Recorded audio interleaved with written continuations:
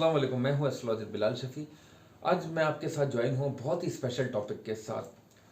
बहुत ज़्यादा तलाक़ें हो रही हैं, ब्रेकअप्स बहुत ज़्यादा हो रहे हैं। ये क्यों, ऐसी क्या वजह है? एस्ट्रोलॉजिकल हिसाब से मैं आपको समझाने की कोशिश करूंगा। इसको बहुत सारे लोग अलग अलग किस्मों से बताते हैं कि सैटर्न ख़राब है, वीनस ख़राब है। देखिए, हर इंसान के ऊपर अप्लाई ये चीज़ नहीं होती, इसको आप अपने ध्यान से समझें। कुछ लोगों का सैटर्न योग कारक होता है, कुछ लोगों का मेलेफिक राहु भी बेनिफिक होता है। मतलब एक नहास शेडो प्लैनेट जो है वो भी पॉजिटिव असरात देता है कुछ जायचों में, और कुछ जायचों में मार्स बहुत ज़्यादा डिप्लेटेड होता है। ये इफेक्ट्स होता है अगर आपके 7% होरोस्कोप में, अगर आपके 7th हाउस में कोई भी मेलेफिक प्लैनेट बैठा हुआ है, चाहे वो राहु हो, कीतु हो, मार्स हो, सैटर्न हो, और अब वो आपके जायचे का एनिमी है, तो यहाँ पे आके ब्रेकअप्स होते हैं, यहाँ पे आके रिलेशन टूट जाते हैं, बहुत ज़्यादा चिड़चिड़ापन, लड़ाई झगड़े, गुस्से, ये सारी चीज़ें होती हैं।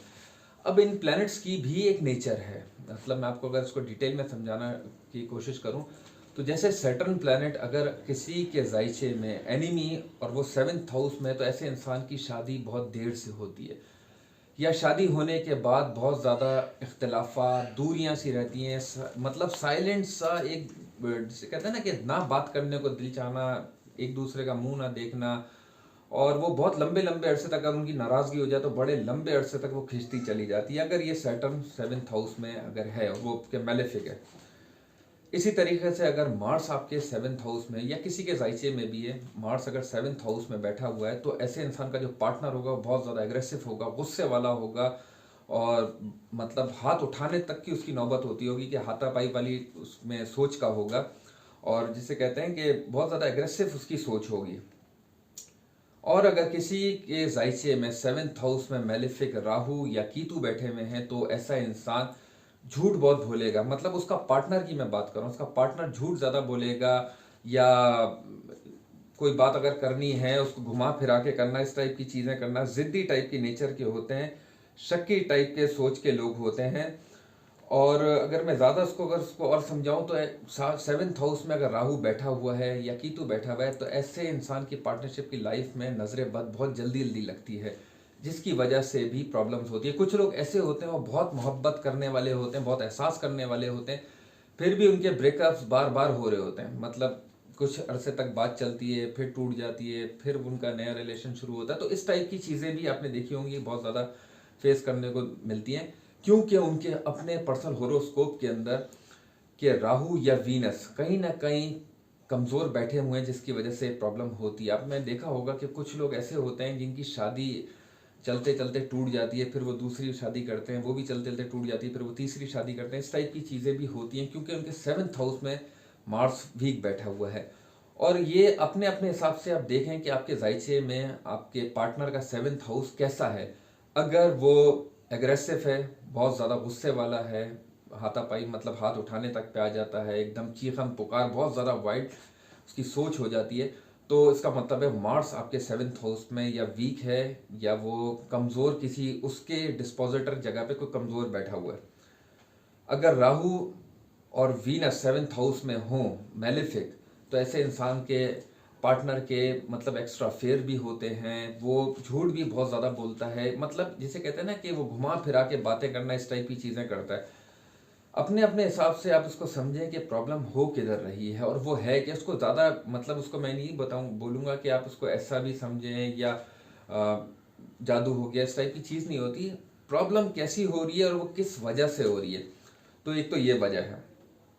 दूसरी बात ये भी होती है कि आप अगर शादी करना चाह रहे हैं, ठीक है, और वो नेगेटिव नहास सैयारे का फेस शुरू हुआ है, मतलब उसी 7th हाउस का, जिसका जो आपका कमज़ोर है आपके पर्सनल बर्थ चार्ट में, और आपने शादी भी उसी मतलब उसकी दशा में कर ली या उसी के टाइम ड्यूरेशन में कर ली, तो भी प्रॉब्लम देखने को मिलती है।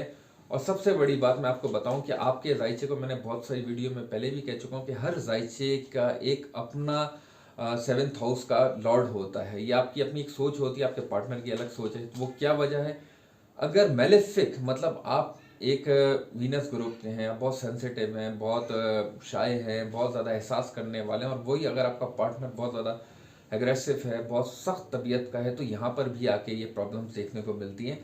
तो 7th हाउस जब कमज़ोर होता है, तो सिर्फ 7th हाउस कमज़ोर नहीं होता, आपकी अपनी डिप्रेशन वाली लाइफ तो शुरू होती है। आपके रिलेटिव्स जो करीब के लोग हैं वालिद वालदा जो दादा दादी इस टाइप के लोग भी आपके उस सर्कल में मुतासर होते हैं, उनकी हेल्थ पे गंदे असरात आना शुरू हो जाते हैं उनकी, बल्कि इसको अगर ज़्यादा ज़्यादा बढ़ जाए रेजेस तो इसमें इंतकाल तक करवा देती है। ये इतना ख़तरनाक 7th हाउस का ये योग होता है। तो जो भी अगर आप अपना पार्टनर बना रहे हैं तो सबसे पहले ये देखें कि वो आपके माइंड के साथ आपकी इमोशनल, जिसे कहते हैं ना कि बैलेंस है वो आपके लिए, अगर वो कहीं पर भी उसकी आपके 7th हाउस में वीकनेस हुई और आपने उसी ट्रैक में शादी की तो प्रॉब्लम होने के काफ़ी हद तक इम्कानात होते हैं, ये चीज़ बढ़ जाती है। अगर सिंपल से मैं और इसको आसान तरीके में कहूँ, अगर आपके हस्बैंड बहुत ज़्यादा एग्रेसिव हैं या गुस्से वाले हैं, या आपका पार्टनर जो भी बहुत ज़्यादा गुस्से वाला है, तो कोशिश करें आप लाल मसूर की दाल का डेली, खास तौर पे 44 डेज तक आप सदका दें। मतलब किसी भी मेल पर्सन को आप सदका दें, 1 पाव ले लें, आधा किलो ले लें, तो अभी डेली करें। अगर आपका सैटर्न वीक है, बहुत ज़्यादा उदास रहती हैं आप या उदास रहते हैं, मतलब सोचों में आपके पार्टनर के डिस्टेंस आया हुआ है, तो आपको इसका मतलब है आपका सैटर्न वीक है। खास तौर पे जब सैटर्न 7th हाउस में वीक होता है तो पार्टनर से रिलेटेड जो उसकी हड्डियों की प्रॉब्लम, बोन्स की वीकनेस, मसल्स जो है वीक होते हैं, सर्वाइकल स्ट्रेस बहुत ज़्यादा होता है, डिप्रेशन की कैफियत होती है। इसका मतलब है seventh Saturn planet 7th house में वीक है या गलत जगह पे बैठा हुआ है, अब मतलब अपने एनिमी हाउस में बैठा हुआ है, इसकी वजह से भी प्रॉब्लम होती है। राहु अगर मेलिफिक 7th हाउस में कमज़ोर है आपके जायचे में, तो आपका पार्टनर बहुत ज़्यादा, मैंने आपको पहले ही कहा कि गुस्से वाला तो होगा, सॉरी गुस्से वाला का झूठ बोलने वाला होगा, नशों की आदत में भी लग सकता है, होता है ऐसा ज़्यादातर देखने को मिला है। एक्स्ट्रा अफेयर्स भी उसके बहुत ज़्यादा देखने को मिल सकते हैं, क्योंकि अगर आपके 7th हाउस में राहु बैठा हुआ है वीनस के साथ, तो ये चीज़ होती है, प्रॉब्लम करती है। अगर सन आपके 7th हाउस में बैठा हुआ है तो थोड़ा, जैसे कहते हैं ना कि एटीट्यूड और ईगो टाइप का पार्टनर देखने को मिलता है। तो बहुत सारी वजूहात होती हैं जिसकी वजह से प्रॉब्लम होती है। अगर 7th हाउस में राहु, ये सबसे एक मैं जैसे कहूँ कि इस जायचे का सबसे मंगलिक जो भारीपन जो देता है वो राहु, मार्स और वीनस अगर 7th हाउस में हो तो ये प्रॉब्लम करता है, रिलेशन को भी, ब्रेकअप्स भी कराता है, बहुत ज़्यादा जैसे कहते हैं ना कि स्ट्रेस लेवल देता हो। तो उसकी सबसे अच्छी रेमेडी है कि आप अपने नाखून काट कर कोशिश करें कि बाथरूम के फ्लश में डालें, और हो सके आप जो मैं सॉरी सैटरडे वाले दिन आप नारियल का और जैसे कहते हैं ना पानी वाला नारियल, आप इसका सदका देना आप लोगों के लिए बहुत ज़्यादा बेहतर रहेगा। हफ्ते वाले दिन ये आप करें, ये कोशिश करें कि 1 हफ्ता दे के नहीं रोकें। कुछ लोग होते हैं वो बोलते हैं कितने हफ्ते दें, आप 1 महीने में 1 मरतबा भी दे सकते हैं, आप दूसरे महीने भी दे सकते हैं। मतलब आप कोशिश करें कि अगर 1 महीना मिस हो गया तो उसके नेक्स्ट मंथ आप दें। तो आप ये जो रेमेडी है ये आप इसको जारी रखें, इससे इसके मेलेफिक इफेक्ट्स कम होंगे और आपकी लाइफ में बेहतरी रहती रहेगी।